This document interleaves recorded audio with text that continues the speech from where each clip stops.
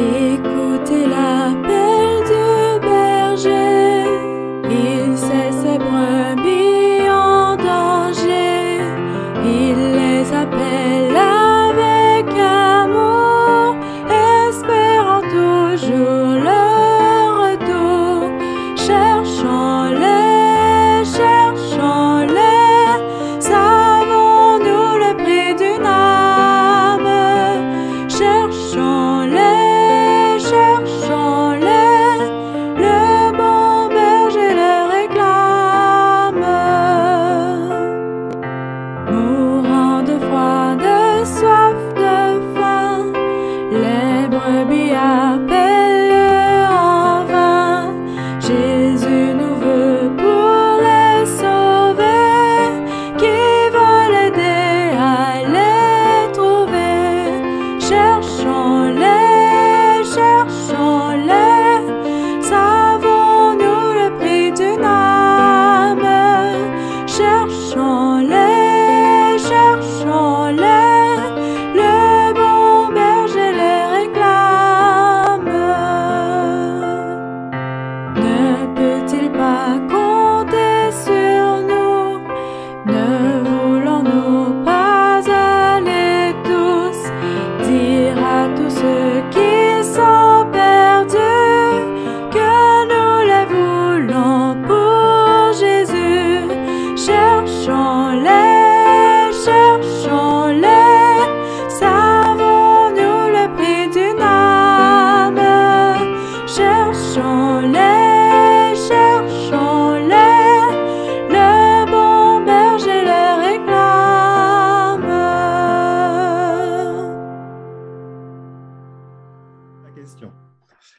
Il est nécessaire, pour qu'il y ait un changement, qu'il y ait un investissement.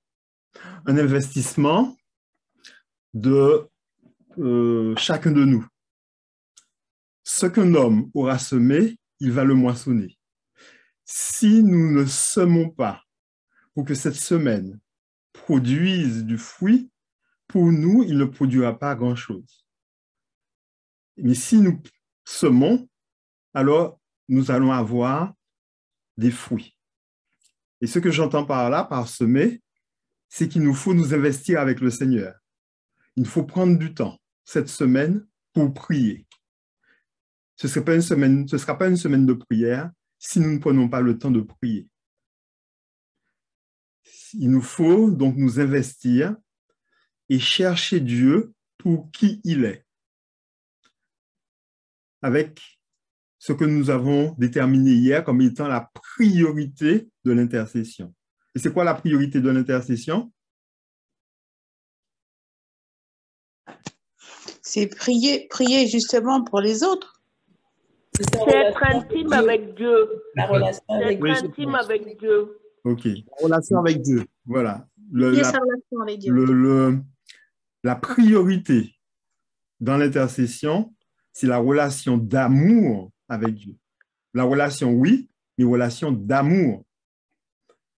C'est la priorité. C'est plus important que mes besoins et plus important que les besoins des autres. C'est simplement aller à Dieu pour être avec lui parce qu'il est Dieu, parce qu'il est notre Père. L'adoration ne dépend pas des besoins des autres, ni de mes besoins. Mais c'est une obligation parce que Dieu est Dieu.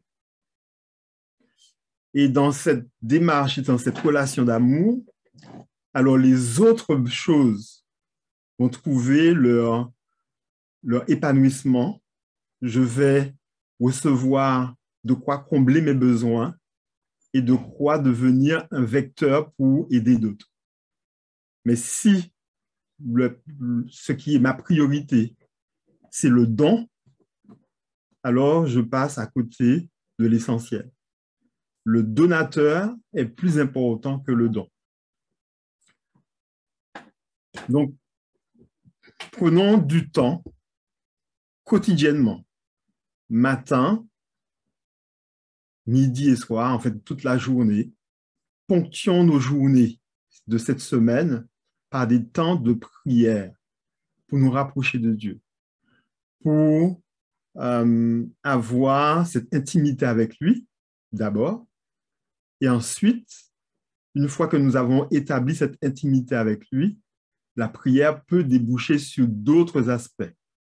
Mais c'est avant tout chercher Dieu.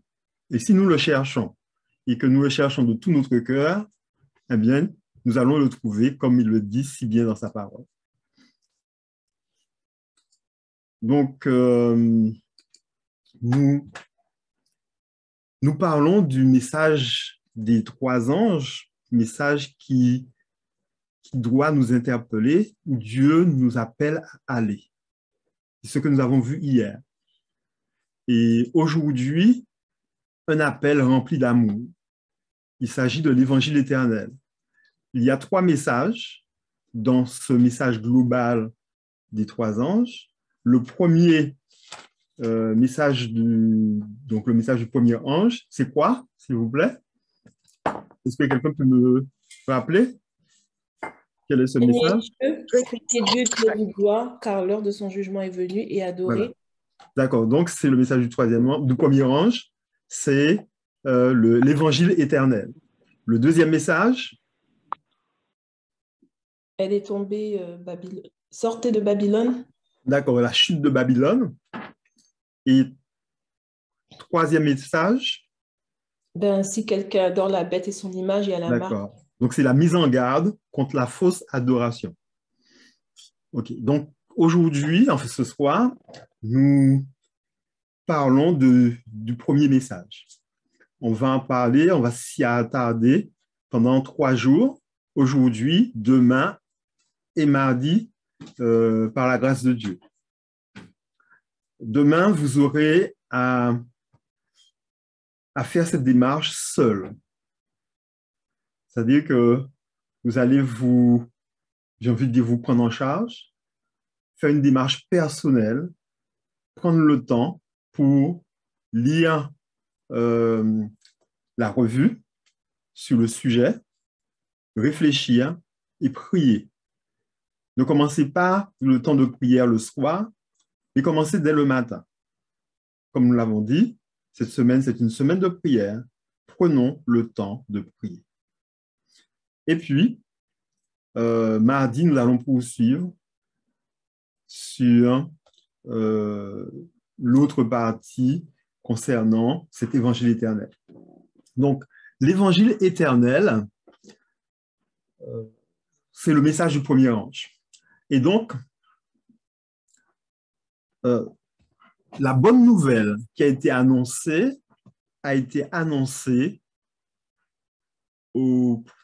en Israël.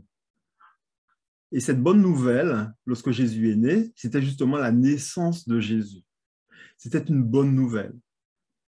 Et cette bonne nouvelle, en fait, correspondait à l'accomplissement de ce qui avait été prédit par les prophètes et même de ce que Dieu avait prévu avant la fondation du monde. Mais Jésus n'avait pas encore donné sa vie. Mais c'était sa naissance sur cette terre qui allait ouvrir le chemin pour que s'accomplisse totalement le plan de Dieu. Donc, avant la venue de Jésus, les anges sont venus l'annoncer. Vous savez, vous vous rappelez de ça? Est-ce que vous êtes avec moi? Oui, oui. Okay. Oui. Et lorsque Jésus va revenir, les anges encore vont annoncer son retour et vont proclamer la bonne nouvelle. Et cette proclamation se trouve, cette deuxième proclamation liée au retour de Jésus, et se trouve déjà dans le message des 3 anges. Là, 3 anges proclament un message de Dieu. Et le premier présente l'évangile éternel. En quoi donc cet évangile est éternel? Pouvons-nous poser comme question. Donc, le premier ange qui annonce l'évangile va mettre une emphase particulière sur la bonne nouvelle. En quoi son message est une bonne nouvelle? Est-ce que vous pouvez m'aider là-dessus? En quoi le message du premier ange est une bonne nouvelle?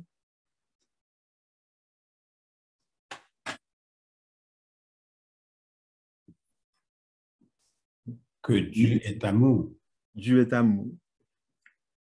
Donc, le message du premier ange sur l'évangile éternel, remarquez que cet évangile éternel se retrouve à la fois au début, vous voyez, au début des 3 messages, on commence par l'évangile éternel. Et notre frère Oculi nous dit que c'est un message d'amour. Et c'est vrai, c'est un message d'amour. Le message de l'évangile éternel nous annonce que Dieu est amour, mais aussi et en même temps que Dieu est juste.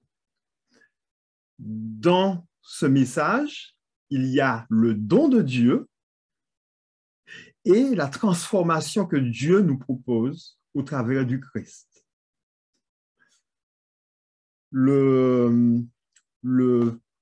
L'évangile en question, le message du premier ange, se retrouve en fait au 12e verset. Nous sommes dans Apocalypse 14.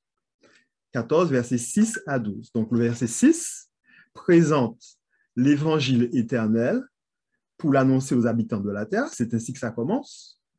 Et on dit qu'il est question d'amour et de justice.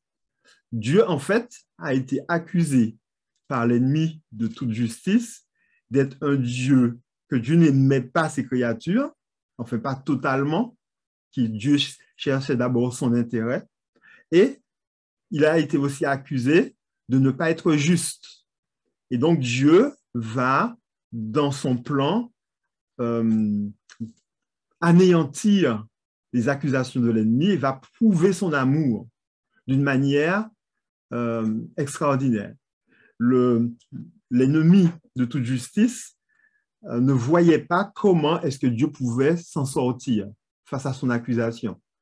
Puisque si Dieu exerçait sa justice et détruisait les pécheurs, eh bien, il dirait que vous voyez que Dieu n'est pas amour. Et si Dieu manifestait son amour et épargnait le pécheur, il pourrait dire que Dieu n'est pas juste. Mais Dieu, dans son plan, avait la solution. C'était un plan caché depuis toute éternité et que Dieu a dévoilé. Donc,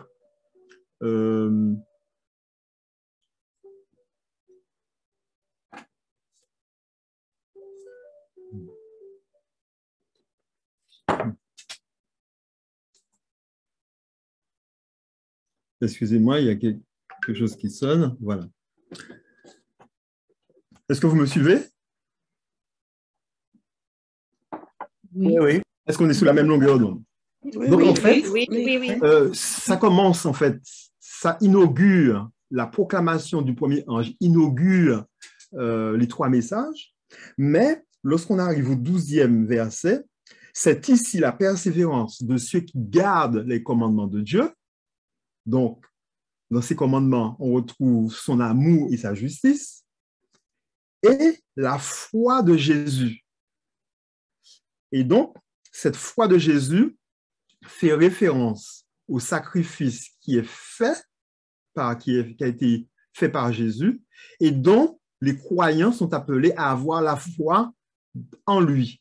En lui, et le terme foi de Jésus, donc cette foi vient de lui, c'est lui qui suscite la foi, mais une foi qui nous permet d'avoir en son sacrifice. Et donc, il est à la fois l'auteur de notre foi et en même temps le chef de notre foi. Il la suscite et nous permet de la vivre pleinement. Et cette foi-là est fondée sur l'évangile éternel. Nous croyons que Dieu est amour et nous croyons que Dieu est juste. Non seulement nous le croyons, mais nous avons confiance en lui. Et donc, c'est dans ce cadre-là, le cadre d'un évangile éternel et de l'amour donc et de la justice de Dieu que se trouvent révélés les trois messages. Donc, nous qui sommes appelés à proclamer ce message avec force et puissance, nous devons être imprégnés de cet amour et de cette justice de Dieu.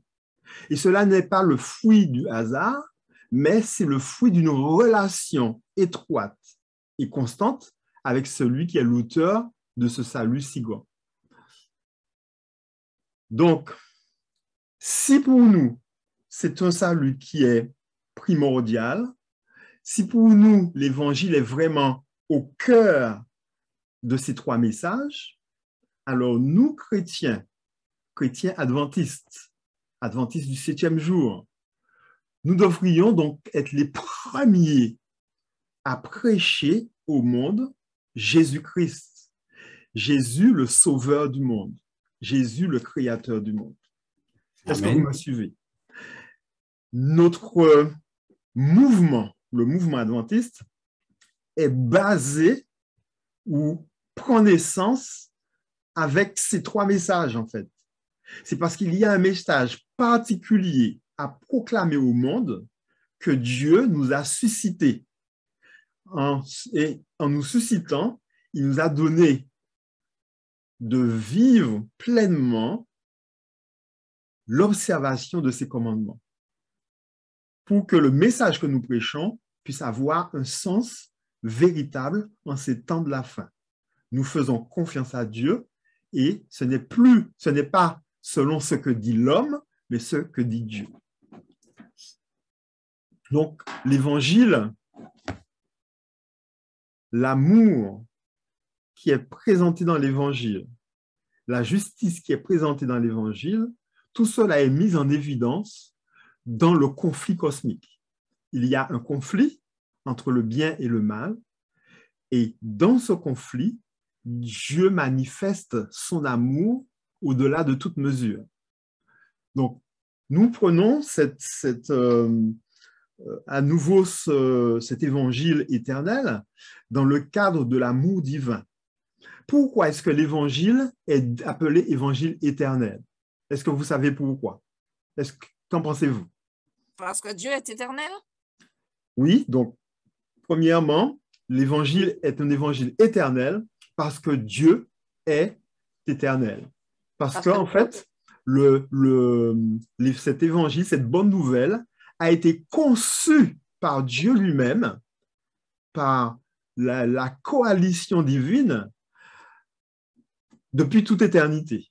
Depuis toute éternité, ils se sont mis d'accord pour faire ce sacrifice, un sacrifice immense, incommensurable. Donc, c'est un projet éternel, et donc c'est l'évangile éternel, la bonne nouvelle éternelle. Pourquoi encore est-ce que c'est l'évangile éternel? Parce que l'évangile est toujours le même du début jusqu'à la fin, il ne changera jamais. Voilà, donc c'est l'immuabilité de la loi, de l'évangile, pardon, de cette bonne nouvelle. Dieu a décidé de faire grâce et de prouver son amour et sa justice, et cela, personne ne peut le changer. Et c'est immuable, et en même temps, la puissance salvatrice qui agit dans l'évangile est permanente. Et puis, l'évangile est évangile éternel parce qu'en fait, il nous révèle le caractère de Dieu, caractère qui est éternel, et l'action divine, action qui est éternelle. Lorsque Dieu dit quelque chose, ça dure toujours. Dieu, il agit de cette façon, lorsqu'il dit quelque chose ou qu'il fait quelque chose, il n'y a rien à ajouter, rien à retrancher, et Dieu agit ainsi pour qu'on le craigne. Donc, l'Évangile éternel nous dit ce que Dieu a fait, ce qu'il fait et ce qu'il fera. Ce qu'il a fait, il a créé le monde et il a pourvu à un sacrifice pour prouver son amour. La création du monde est une manifestation d'amour et le don de son Fils à la croix, c'est l'amour, la manifestation de ce même amour, mais à un degré auquel on n'aurait pas pensé. C'est-à-dire que là, on ne peut absolument opposer aucun argument valable contre cette démonstration d'amour. Ce que Dieu fait maintenant, c'est qu'il nous prépare une place. Et c'est ce que dit le texte quand il dit que l'heure de son jugement est venue. Mais là, il y a un jugement, une instruction du jugement pour que ceux qui adhèrent au programme divin puissent être admis en sa présence et ceux qui ne veulent pas, mais puissent être exclus à tout jamais. Et troisièmement, ce que Dieu fera. Mais ce qu'il fera, c'est qu'il nous prendra avec lui pour que nous soyons toujours avec lui. Donc, l'Évangile éternel révèle ce que Dieu a fait, la création et le plan du salut. Est-ce que vous êtes avec moi?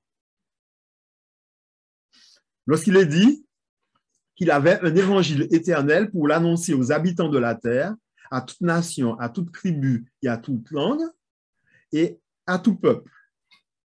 Il disait d'une voix forte, « Craignez Dieu et donnez-lui gloire, car l'heure de son jugement est venue. » Ça, c'est ce qu'il fait maintenant. L'heure du jugement est venue. Et adorez celui qui a fait le ciel, la terre, la mer et les sources d'eau, c'est ce qu'il a fait. Et l'évangile éternel étant centré sur le sacrifice du Christ, donc dans l'évangile éternel, l'évangile éternel englobe la mort du Christ à notre place, la mort substitutive du Christ, sa résurrection, son intronisation dans le ciel. Tout cela, on le retrouve dans le livre de l'Apocalypse et dans le livre de Daniel. Donc, et puis son œuvre de médiation dans le ciel, que l'on retrouve dans Apocalypse 8, versets 3 et 4. Et son retour dans la gloire pour consommer le salut avec son peuple et juger les méchants. Apocalypse 1, verset 7, par exemple. Est-ce que nous sommes sur la même longueur d'onde? Est-ce que vous suivez? Est-ce que l'on comprend ce qui est dit? Oui. D'accord. Donc, cet évangile éternel est vraiment important. Il est important parce qu'il nous révèle Dieu, en fait. Il nous le révèle dans sa divinité et dans son rôle de rédempteur. Il est à la fois créateur et rédempteur, et son amour est prouvé par le sacrifice du Christ. Alors, dans l'Apocalypse, l'évangile apparaît dès le début du livre. On voit que si on prend Apocalypse 1er, verset 5, on peut même commencer un peu plus haut. Jean, aux 7 églises qui sont en Asie, que la grâce et la paix vous soient données de la part de celui qui était et qui vient. Donc, on parle bien de Jésus-Christ et de la part des 7 esprits qui sont devant son trône. Alors, donc, on parle bien de Dieu, du Père, et de la part des 7 esprits qui sont devant le trône, et de la part de Jésus-Christ, le témoin fidèle, le premier-né des morts et le prince des rois de la terre. Donc ici, il est présenté comme étant le Seigneur, le terme premier-né qui signifie Seigneur. Eh bien, il est le Seigneur des morts et le prince des rois de la terre. Donc, pour amplifier ou le mettre en valeur le terme premier-né ou donner sa signification, on emploie un autre terme dans la dernière partie de la phrase. On dit le premier-né des morts et le prince. Donc, c'est deux termes qui se complètent ou qui ont une valeur de chef. Et donc, Jésus-Christ est à la fois ce témoin fidèle, ce premier-né, ce prince parmi les rois de la terre. Et donc, on continue à le décrire et on nous dit à celui qui nous a aimés, qui nous a délivrés de nos péchés par son sang et qui a fait de nous un royaume des sacrificateurs pour Dieu son Père. À lui soit la gloire et la puissance au siècle des siècles. Amen. Amen. Ça, c'est une bonne nouvelle.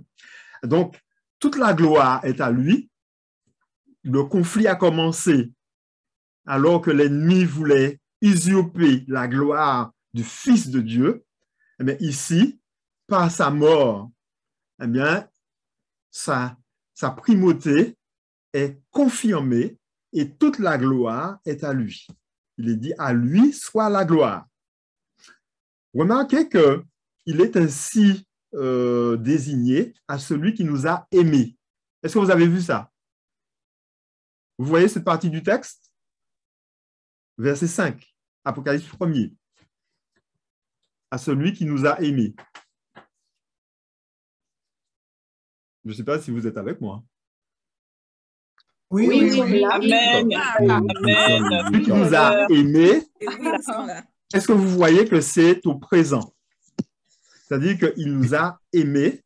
Non, il nous aime, pardon. Il nous aime. C'est au présent. Donc, le Christ nous aime maintenant. Ce n'est pas un amour qui est passé, c'est un amour qui est durable. C'est un amour qui ne change pas. C'est un amour permanent. C'est un amour dont le flux est constant. Voilà l'amour de Jésus pour toi, mon frère. Voilà l'amour de Jésus pour toi, ma sœur. Yeah. Jésus t'aime, point. Yeah. Et il est dit, et il nous a délivrés de nos péchés par son sang. Il nous a délivrés de nos péchés par son sang. Ça, c'est un passé, par contre. Ça s'est fait à un moment donné. Ça s'est fait à la croix. Et comment est-ce qu'il nous a délivrés de nos péchés par son sang? C'est en donnant sa vie à la croix du Calvaire. Est-ce que nous voyons cela? Donc, en fait, il y a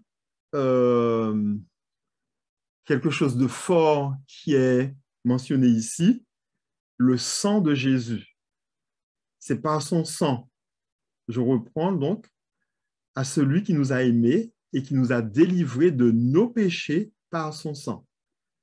Qui que tu sois, Jésus a donné sa vie pour toi, il t'a aimé et il t'aime encore. Et cet amour a été manifesté au-delà de tout ce que l'on peut imaginer par le sang qui a été versé à la croix. Ça veut dire que Jésus a pris ta place. Il a pris notre place. Et c'est là que l'amour de Dieu est manifesté. C'est-à-dire que Dieu prouve son amour lorsqu'il nous nourrit. Il a prouvé son amour en nous donnant la vie. Mais, malgré cela, l'ennemi a apporté une accusation contre Dieu. Mais Dieu, il va apporter une preuve de son amour, une preuve irréfutable. Dieu n'a pas changé ce qu'il a déclaré. Il a dit à nos premiers parents, le jour où vous allez manger du fruit défendu, de ce fruit, le fruit de la connaissance du bien et du mal, vous allez mourir. Ce fruit n'avait rien de particulier, excepté qu'il montrait qu'il y avait une différence entre le Créateur et la créature. En prenant ce fruit, l'homme a montré par ce choix que pour lui, il n'y avait pas de différence entre lui, le Créateur et la créature. Mais Dieu avait dit que le jour où tu en mangeras, tu mourras. Donc, on a beau penser qu'il n'y a pas de différence, mais celui qui a l'autorité, c'est Dieu. Et comme Dieu avait dit cela, Dieu ne change pas sa parole pour s'accommoder à nos désirs. Sa loi est éternelle. Et donc, la justice de Dieu demandait la mort du coupable. Dieu n'a pas changé cela. Mais là où Dieu prouve son amour, c'est qu'il prend la place du coupable et qu'il meurt à la place, à notre place en fait. Et cette mort qu'il prend, qu'il accepte et qu'il va subir pour nous est une démonstration extraordinaire. Dieu se fait homme pour que l'homme soit puni au travers de Dieu lui-même, en donnant sa vie pour nous. Et donc, quand ce sang coule à la croix du calvaire, le sang qui coule, c'est la preuve que Dieu a donné sa vie. Dieu a donné sa vie pour nous. Et la question, c'est est-ce que nous voulons donner à Dieu notre vie? Il a donné sa vie pour nous, pour que nous puissions vivre. Sommes-nous prêts à lui donner notre vie? Et donc, le sang, désormais, qui a coulé, est à la fois le symbole, mais l'élément principal pour que nous soyons libérés de nos péchés. C'est-à-dire que lorsque je commets une transgression de la loi, je suis pardonné parce que le sang a coulé, c'est-à-dire que le prix a été payé, le prix de la transgression a été payé. Et donc, si je veux du pardon que Dieu me donne par la mort de son Fils, et ce sang qui a coulé, eh bien, il me donne ce pardon. Le sang représente la vie qu'il y a dans le Fils. Cette vie, il la donne. Et si je l'accepte, celui qui a le Fils, il a la vie. Et celui qui n'a pas le Fils, il n'a pas la vie. Et donc, mes péchés sont lavés par le sang. Je suis délivré de mes péchés. Ça, c'est une bonne nouvelle. Et donc, l'évangile éternel qui doit être annoncé aux habitants de la terre, c'est que Dieu est amour. Cet évangile déclare que le sacrifice du Christ me libère de mes péchés. Si j'accepte Jésus comme mon sauveur personnel, je suis délivré de mes péchés. Mais pour être délivré de la puissance du péché, c'est deux choses différentes. Les péchés, ce sont les actions mauvaises que nous commettons.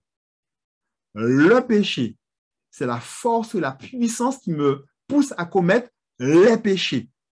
Deux choses différentes. Il y a en moi une loi mauvaise, c'est la loi de la mort, c'est la loi qui me pousse à faire le mal. Vous pouvez prendre n'importe quel être humain, il y a en lui une tendance à faire le mal. Ça, c'est la loi du péché qui habite en nous. Et puis, il y a les actions mauvaises que nous commettons. En fait, nous sommes pécheurs avec deux sources différentes, par deux sources différentes. Premièrement, le péché est entré dans le monde par une mauvaise action, un choix délibéré de nos premiers parents. Et ensuite, il y a ceux qui naissent pécheurs, c'est-à-dire vous et moi, nous sommes nés pécheurs parce qu'il y a cette loi dont décrit l'apôtre Paul qui nous pousse à faire le mal alors que nous voulons même faire le bien, mais que nous ne pouvons pas. C'est-à-dire que par nature, nous sommes pécheurs. les péchés, les actions mauvaises sont réglés par le sang du Christ qui a coulé à la croix, et la force du mal qui nous pousse à faire les mauvaises actions, ce qui règle cela, c'est la croix, c'est-à-dire le renoncement. Jésus a renoncé à tout pour nous sauver. Il a renoncé à sa vie pour que moi j'ai la vie. Maintenant, est-ce que moi, je suis prêt à renoncer à moi-même, à ma volonté, pour que sa volonté se fasse?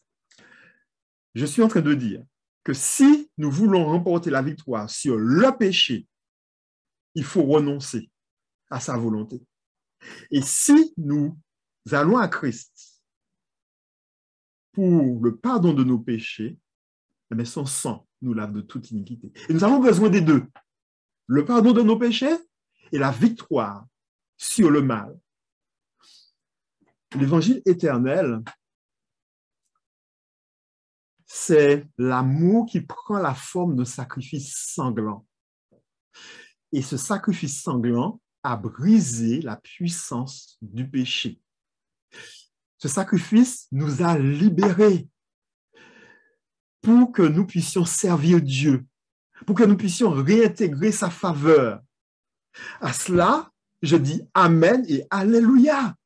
Gloire à Dieu. Amen. Amen. L'agneau et l'évangile. L'image de l'agneau immolé qui domine le message salvateur de l'Apocalypse doit nous marquer. Un Dieu si grand, il prend l'image de l'agneau pour prouver son amour. On peut regarder dans le livre de l'Apocalypse, au chapitre 5,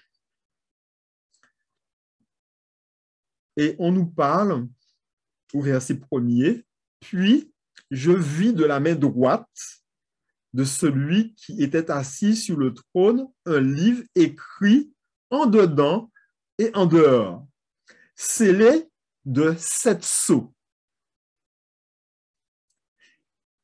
Et je vis un ange puissant qui criait d'une voix forte, « Qui est digne d'ouvrir le livre et d'en rompre les sceaux ?» Et personne dans le ciel, ni sur la terre, ni sous la terre, ne put ouvrir le livre, ni le regarder. Et je pleurais beaucoup de ce que personne ne fut trouvé digne d'ouvrir le livre, ni de le regarder.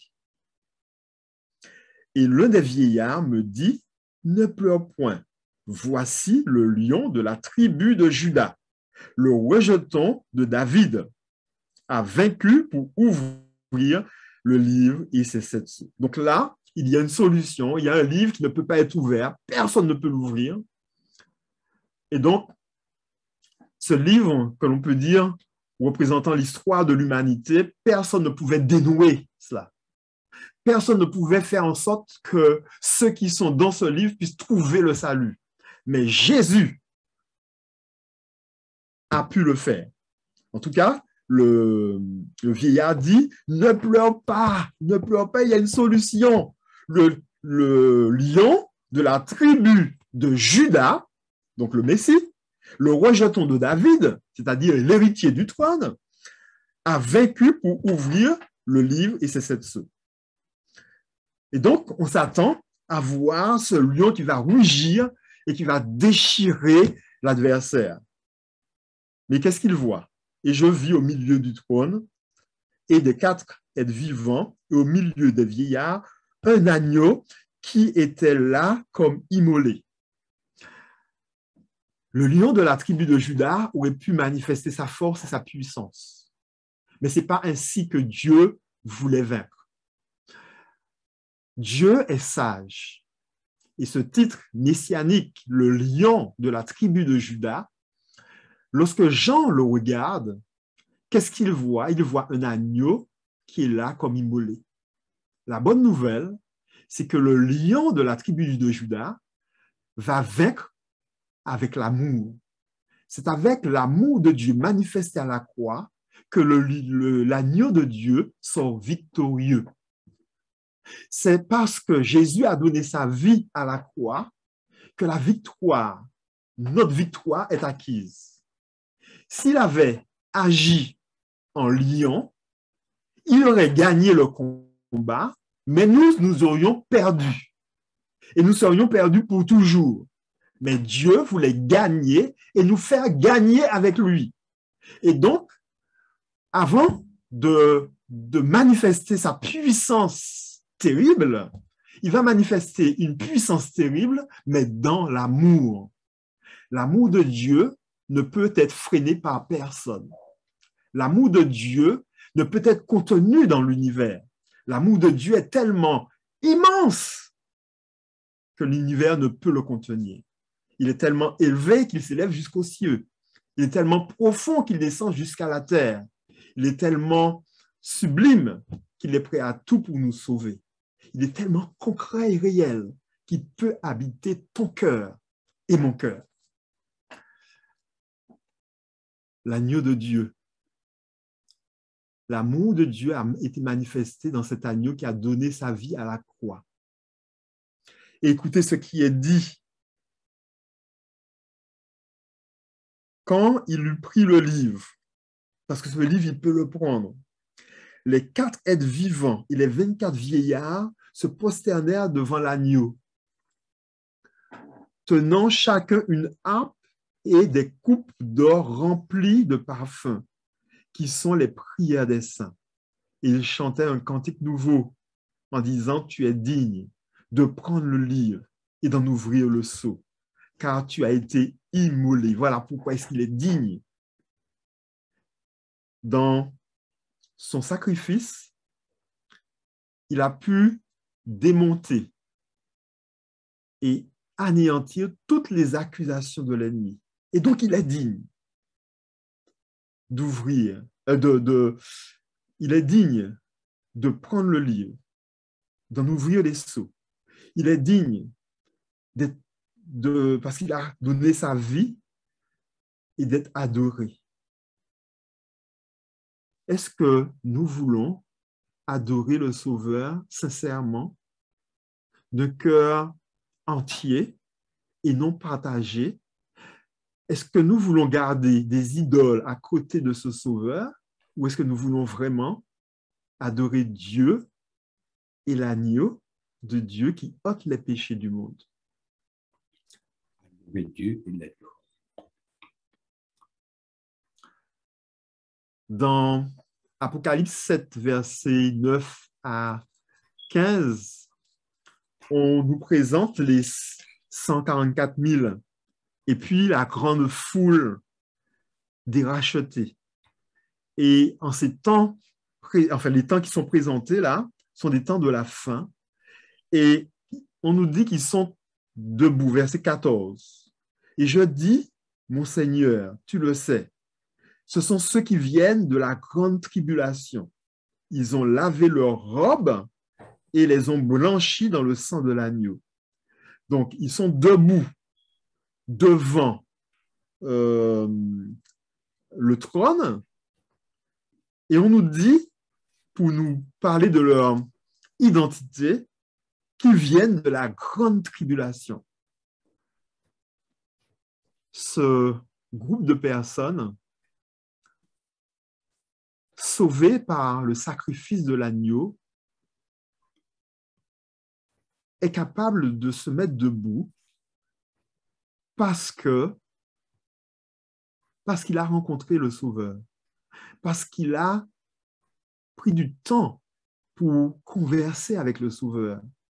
Il s'est établi une véritable connexion et ils ont connu le Sauveur. Mais ceux qui ne le connaissent pas ne peuvent pas tenir en sa présence. Pour vaincre, il faut le sang de l'agneau. C'est Apocalypse 12 qui nous le dit. Ils l'ont vaincu au verset 11, Apocalypse 12, verset 11, en parlant du diable, du dragon. Ils l'ont vaincu, comment? Aidez-moi. À cause du sang de l'agneau. À cause du sang de l'agneau. Chers frères et sœurs, là, c'est de la dynamite, c'est de la puissance. Alléluia. Dans le sang de l'agneau, un agneau. Dieu a pris quelque chose de fragile pour anéantir le dragon. Mais à cause de son sang, non seulement le dragon, l'agneau de Dieu a vaincu, mais tous ceux qui croient dans l'agneau sont capables de vaincre. Ils l'ont vaincu à cause du sang de l'agneau. Mais le texte continue et nous dit, à cause de la parole de leur témoignage. La victoire est possible pour ceux qui ont rencontré l'agneau et qui se sont purifiés par son sang.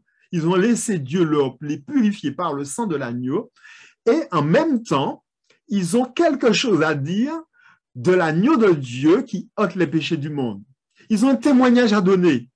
Et c'est parce qu'ils ont un témoignage à donner qu'ils ont donc dans leur bouche la preuve que Dieu est amour, la preuve que Dieu est juste, et ils peuvent dire cela.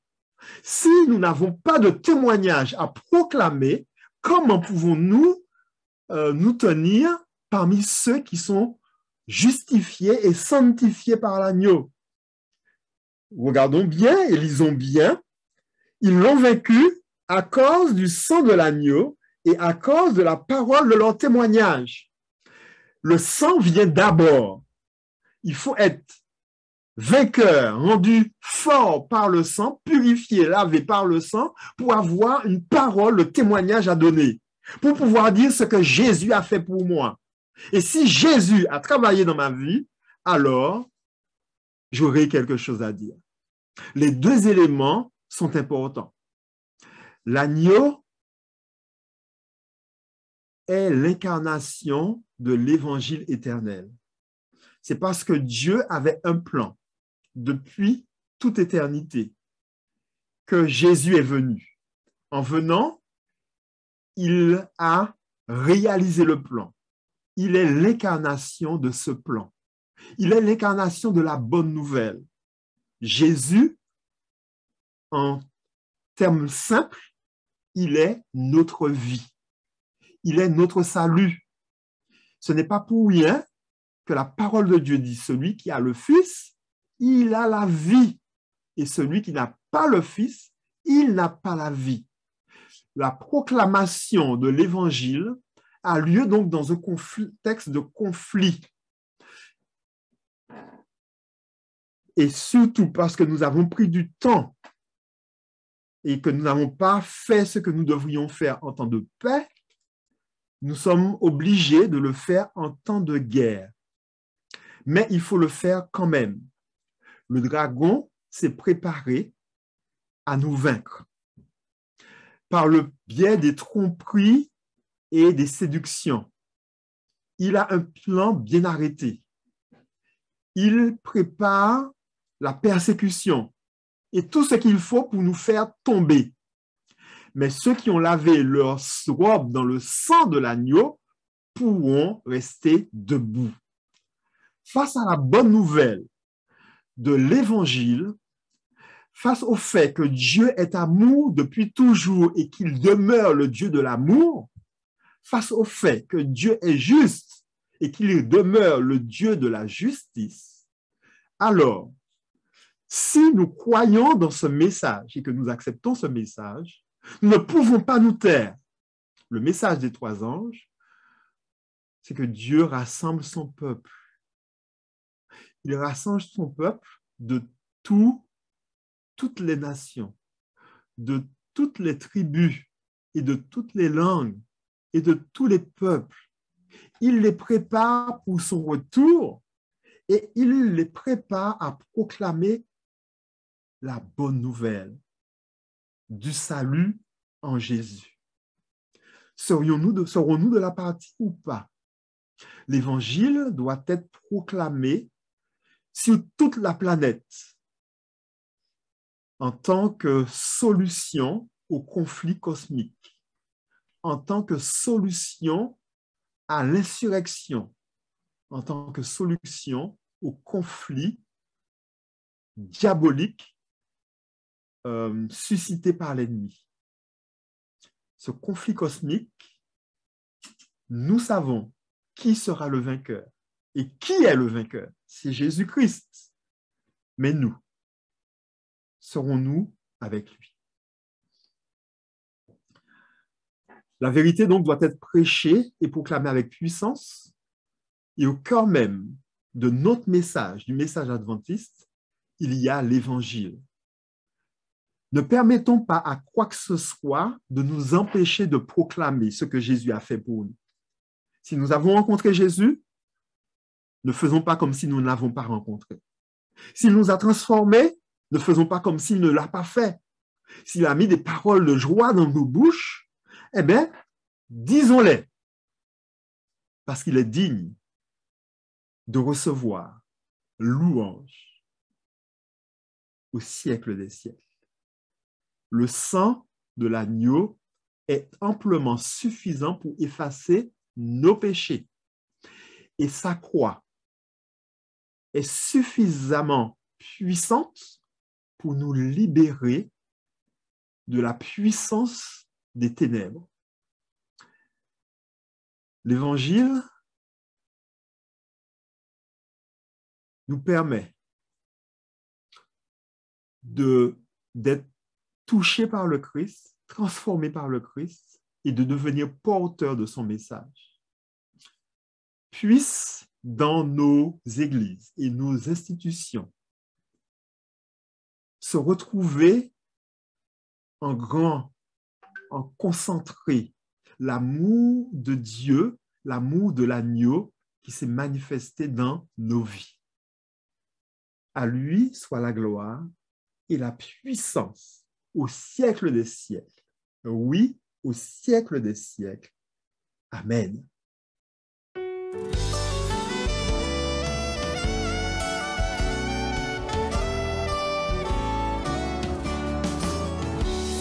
mission de tout chrétien, c'est de prêcher, d'enseigner à son prochain. Seigneur, conduis-moi où tu veux, touche mes lèvres pour te glorifier.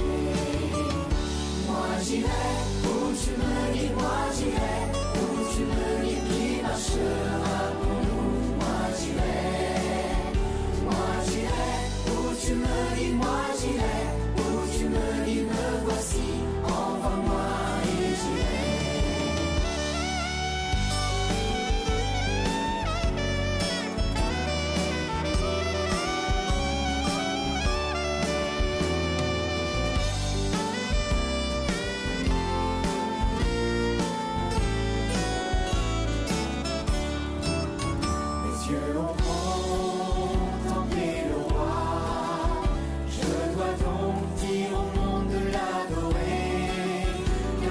Lord.